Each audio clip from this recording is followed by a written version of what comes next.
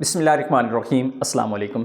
आज हम बात करेंगे परदेसी की प्लानिंग पे। जो परदेसी होता है ना, ओवरसीज़ होता है, वो क्या प्लानिंग करता है, कितनी बड़ी बड़ी उसकी प्लानिंग्स होती हैं, और फिर उसके घर वाले कौन कौन सी प्लानिंग कर रहे होते हैं, और इन दोनों प्लानिंग्स के दरमियान जो आके नुकसान उठाता है और जो आके पिसता है वो कौन होता है, और फिर उसका रिज़ल्ट कब नज़र आता है। ये एक हकीकत है कि जो परदेसी है वो हमेशा जब सुबह उठता है ना, तो वो नाश्ते के बारे में जब सोचता है तो अक्सर औकात तो रात वाली रोटी उठा के भी खा लेते हैं। और अगर कोई प्लान ये करता है कि मैंने नाश्ता बाहर करना है या वो उसको पकाने का टाइम नहीं होता, तो वो फिर ये सोचता है कि यार सस्ते वाला होटल कौन सा है, वहाँ से जाके मैं अपना नाश्ता कर लूँ।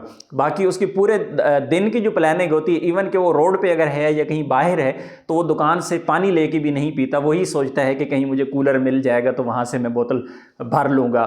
हो सकता है कि महीनों उसने फ्रूट ना खाया हो।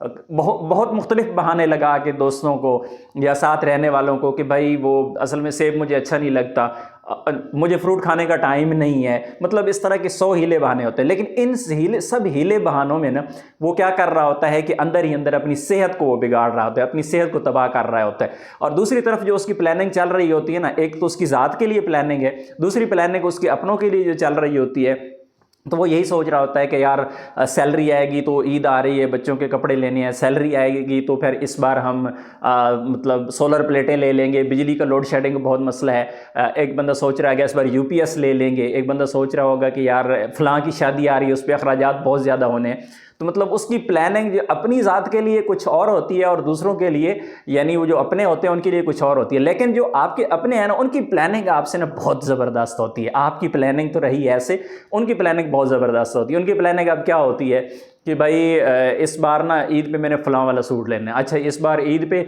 मैंने जो सूट लेना है ना, ईद के तीसरे दिन वो कज़न की शादी है, वो सूट मैंने नहीं पहनना, मेरा दूसरा लेना है। और साथ में साथ ये भी प्लानिंग हो रही होती है कि यार हमारे पास मोटरसाइकिल है, ये पुरानी हो गया, 70 का दौर ही नहीं रहा है, मुझे तो 125 लेना है। अच्छा, किसी के पास कोई मेहरान है तो वो सोच रहा है कि यार ये मेहरान बेच के ना मैंने कोई बड़ी गाड़ी लेनी है। मतलब इस तरह की प्लानिंग चल रही होती है। बच्चे की शादी है, शादी से साल पहले ही प्लानिंग शुरू हो जाती है कि फ़लाँ शादी हाल में करेंगे, और फिर डिस्कशन चल रही होती हैं कि भाई हम उसमें ना शादी में ये डिशें होंगी। अच्छा, फ़ालूदा रखेंगे, दूसरे बोलेंगे नहीं नहीं भाई सर्दी में फ़ालूदा कहाँ होता है, उधर तो खीर रखेंगे, गाजर का हलवा रखेंगे। मतलब इस तरह की प्लानिंग्स हो रही होती हैं। इन सारी प्लानिंग्स के दरमियान में जो तबाही हो रही होती है ना, वो सबसे पहले वो परदेसी की सेहत की तबाही हो रही होती है, जो खुद के ख़िलाफ़ प्लानिंग करता है हमेशा। अपने बारे में वो सोचता ही नहीं है कि उसकी सेहत जो है, अगर सेहत चलेगी तो ज़ाहिर है ये सारी प्लानिंग्स जाके कामयाब होंगी। अदरवाइज़ ये सारी की सारी प्लानिंग्स नाकाम हो जाती हैं अगर आपकी सेहत आपका साथ नहीं देती। तो सबसे पहली जो चीज़ मुतासर होती है इन सारी प्लानिंग्स के अंदर, वो आपकी सेहत मुतासर होती है, क्योंकि आपने ख़ुद पे खर्च नहीं किया होता, ख़ुद को आपने टाइम नहीं दिया होता, आपने प्रायोरिटीज़ जो है कुछ और रखी हुई हैं। तो इस वजह से आपकी सेहत जो है वो हाथ से निकल जाती है। और सेहत एक ऐसी चीज़ है कि जब हाथ से निकल जाए तो दोबारा वापस नहीं आती। एक चीज़ ये होती है। और दूसरा जो आप तबाही कर रहे होते हैं ना, वो एक तो आप पिछलों को बिगाड़ रहे होते हैं कि उनकी हर बात पे आमीन, हाँ जी ठीक है जी हो जाएगा, कर देंगे, बस ठीक है जी, अब आप टेंशन छोड़ दीजिए, मेरी टेंशन है।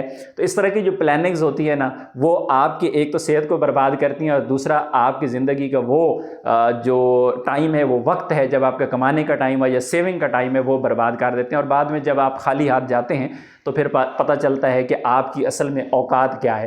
अच्छा, बहुत सारे लोग ये भी कहते हैं कि नहीं जी नहीं, अखराजात ही बहुत हैं, नहीं जी नहीं, मतलब महंगाई इतनी ज़्यादा है, अखराजात ही पूरे नहीं हो रहे, तो ये इतनी बड़ी जो है प्लानिंग्स नहीं होती। हर एक बंदे ने का एक लिमिट होती है। जो बंदा 4000 रियाल कमा रहा है या एक बंदा $100 कमा रहा है, तो उनकी प्लानिंग्स अलग-अलग होती हैं। आपकी पहुंच जितनी होती है ना, हमेशा जो बंदा प्लानिंग अपनी पहुंच से ज़्यादा, वो इस्लामी जो हमें अहकामात है कि चादर देखकर पाँव फैलाएं, तो जो बंदा अपनी चादर से बाहर जा रहा होता है ना, फिर जाके उसने एक न एक दिन इसको चीज़ को भुगतना ही होता है। चाहे वो जितना भी अपनी आंखें बंद कर लेना कबूतर की तरह, एक दिन उसने पकड़े ही जाना है, क्योंकि उसने खुद के साथ धोखा किया होता है, किसी और के साथ धोखा नहीं किया होता। तो आप नज़र दौड़ा लें, आपके इर्द गिर्द कितने लोग हैं जो मैं रुपए की बात करूं, अब महाना वो 50-60 हज़ार रुपये कमा रहे हैं और उनके घर का भी सर्किट चल रहा है, सिस्टम गुजारा उनका चल रहा है। लेकिन अगर आपको 2 लाख में गुजारा नहीं हो रहा, तो इसका मतलब ये नहीं है कि महंगाई बहुत है, इसका मतलब ये है कि आपने अपने अखराजात को बढ़ा लिया है। आप अगर पहले पाकिस्तान में मौजूद थे और पाकिस्तान के अंदर आप गुजारा कर, बल्कि आपके ऐसे दोस्त, आपके ऐसे रिश्तेदार जो आज भी पाकिस्तान में बैठ के आपसे 4 गुना कम कमा रहे हैं और उनका भी गुजारा चल रहा है, तो गुजारा तो हो जाता है। لیکن یہ دو چیزیں جو ہے آپ کو پھر کبھی واپس نہیں آتی اگر آج آپ آنکھیں بند کر لیں اور یہی کہتے رہیں کہ مہنگائی زیادہ ہے، مسائل زیادہ ہیں، اخراجات پورے نہیں ہوتے۔ بالکل سچ ہے، بالکل ٹھیک ہے، لیکن اس دوران آپ دوسرے لوگوں پہ نظر رکھیں کہ دوسرے لوگ بھی گزارا کر رہے ہیں۔ تو میں ہمیشہ پردیسیوں سے کہتا ہوں کہ پردیسیوں، اپنے آپ کے ساتھ، صحت کے ساتھ، اپنی سیونگ کے ساتھ کسی قسم کا کوئی کمپرومائز نہ کریں، جو کہ آنے والے وقت میں آپ کے ساتھ چلیں گی۔